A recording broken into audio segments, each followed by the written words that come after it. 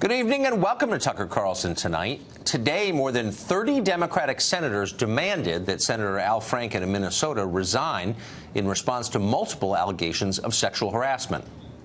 I do not feel that he should continue to serve. Well, we can't force him to resign, but I hope that he'll do the right thing when he tells us what his decision is. But I think it would be better for the country for him to offer that clear message that he values women, that we value women, and that this kind of behavior is not acceptable. Senator Franken's conduct was wrong. He has admitted to it, and he should resign from the Senate. Franken's office says he'll make an announcement tomorrow. It's widely believed, and it's probably true, that he will announce he is leaving the Senate.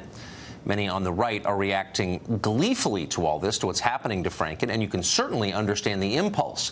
Franken was a mediocre senator and a thoroughly miserable person. Cruel to those beneath him, narcissistic, monumentally self-righteous. Al Franken should have been exposed years ago for the nasty poser he always was. Instead, he was celebrated by the media. He was protected by a Democratic establishment that found him useful. Very few people who knew Al Franken personally, including me, are mourning his departure from Washington. Good riddance. But there is a downside to all of this, and it ought to worry anyone who cares about justice or due process, or for that matter, living in a free country. Today's calls for Franken's resignation were sparked by a new accusation that he tried to kiss a woman against her will 11 years ago after a radio interview. It certainly sounds plausible. On the other hand, the allegation is unproven. Worse, it's anonymous, and that means that Franken can't really answer it. None of this would pass muster in a court of law, but in a trial by social media, and that's what we're seeing, it's enough to destroy a reputation, a career, a life. So enjoy the schadenfreude, the pure animal thrill of watching a powerful person knocked from a high perch, but at the same time, ask yourself, what if this happened to you?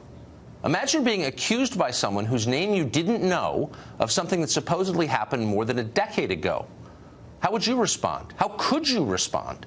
What if you were innocent, by the way? And what if nobody cared?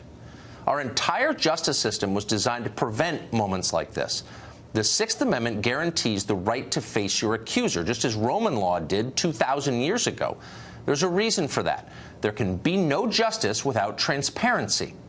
Democrats have abandoned that ancient right, attacking any who assert it, because they sense political gain in doing so.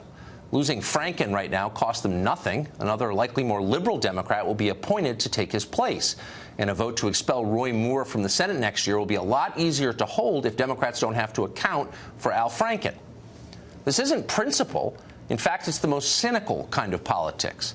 And if you don't believe it, look no further than New York Senator Kirsten Gillibrand, who was the first to demand Franken's resignation today. On the subject of harassment, Gillibrand is an opportunist and a phony, and so are many around her. When it was convenient for Gillibrand to give cover to a sexual abuser, she did it enthusiastically. Unlike Al Franken, former President Bill Clinton has been credibly accused of rape, forcible rape. Gillibrand didn't care. In 2013, she tweeted, quote, "Happy birthday, President Bill Clinton, exclamation point. Thank you for your friendship and support, as well as your incredible leadership, another exclamation point."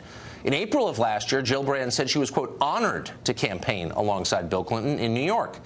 At the Democratic National Convention, she even posted a picture of Clinton with his arm around her. Now she calls the former president a sexual predator. She says he should have resigned 20 years ago. But we haven't learned anything new about Bill Clinton. Nothing has changed except for Gillibrand's own political calculations. She is a fraud, as are many of her colleagues who came out against Franken today. They all covered for Bill Clinton, too. It would be interesting to know how the Democrats making windy statements about the horrors of sexism treat actual women back in their actual offices. If any staff are watching tonight, any Hill staff, reach out and let us know.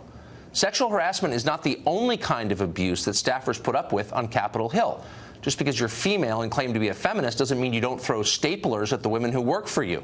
That kind of thing happens regularly, as everyone who lives here knows. Let's stop pretending. And above all, stop the nauseating hypocrisy and the self-righteousness. What goes around definitely comes around. Remember that. Christy Setzer is a Democratic strategist, president of New Heights Communications, and she joins us tonight. Christy, thanks for coming on. Thanks for having me. Last thing I want to do is put myself in a position to appear to defend Al Franken, whom I know well and have never cared for. Don't think he was a good senator. Think he's kind of creepy.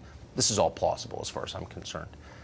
But I'm very struck by a couple of things, and one is the pivot that the entire Democratic conference in the Senate seems to have made. A year and a half ago, they were defending Hillary Clinton, who everyone knows attacked the women who accused her husband of sexual harassment and assault. She attacked them, belittled them, and they were defending her. And today they're saying, on the basis of anonymous accusations, that they can't even bear to serve with Al Franken. Where were they a year and a half ago? Okay, so there's a couple things wrong with that statement.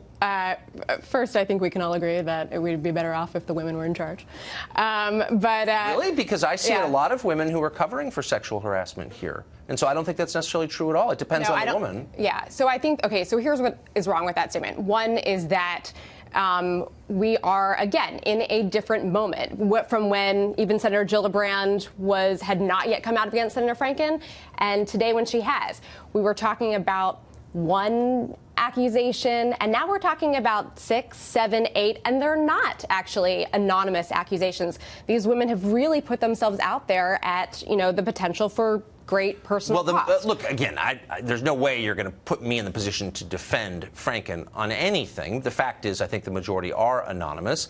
I'm sure they're all true. Most accusations are true. My only point is they're not all true, and that's why we have due process and we have justice system, and we don't. They're almost all true. I mean, the rate of false accusation for sexual harassment, sexual misconduct is unknowable. So we're not going to pretend we know that. No, it's considered to be about 2%. I don't. You can't know that. And as someone who was falsely accused of a crime, I can say it happens. I don't think it's very common, but it happens. The point is we have a justice system for a reason, which is not everyone tells the truth all the time, as we all know.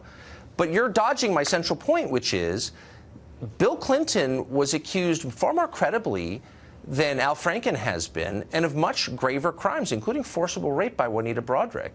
And I guess my point is really simple. Until Juanita Broaddrick is invited on CNN and treated respectfully in an interview, which she never has been that I know of, I can't take this seriously. That's interesting. Because, for one thing, I believe, and we've actually talked about it on this program, there has been a bit of a reckoning within the Democratic Party to say, if we were in this moment now that we were, if we had this moment 25 years ago that we're having now, we actually probably would see some of Bill Clinton's misdeeds a lot differently. I think that's right. I think that's true.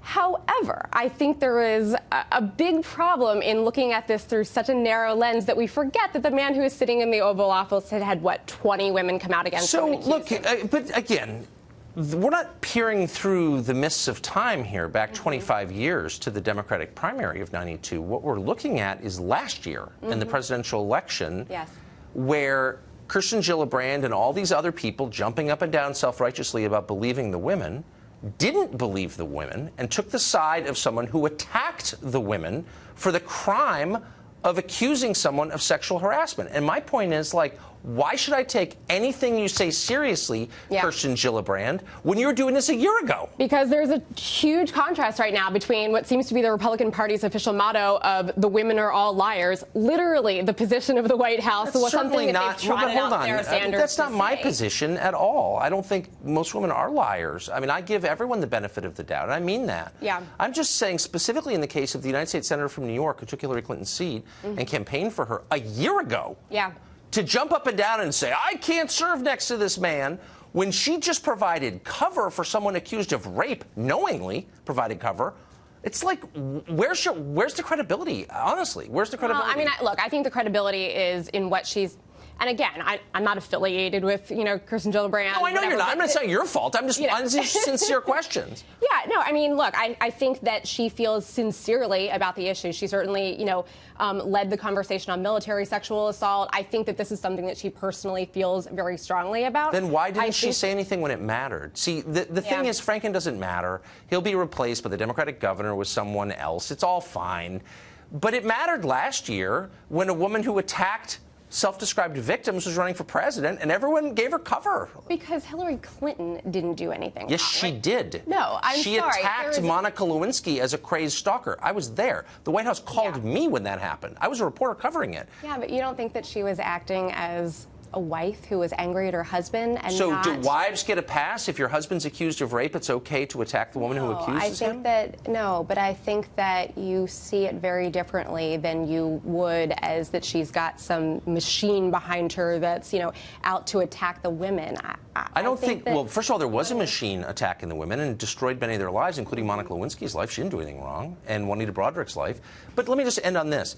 Yeah. If this is a sincere turnabout, a change of position, a change of heart, then why aren't we seeing Juanita Broderick on CNN right now or MSNBC being interviewed respectfully? Because Juanita Broderick has nothing to do with the current political moment. She has no relevance to the news right now. You know who does? Oh, really? Because she was accused of. She accused someone of, and that's being Donald completely. Trump. That's being covered.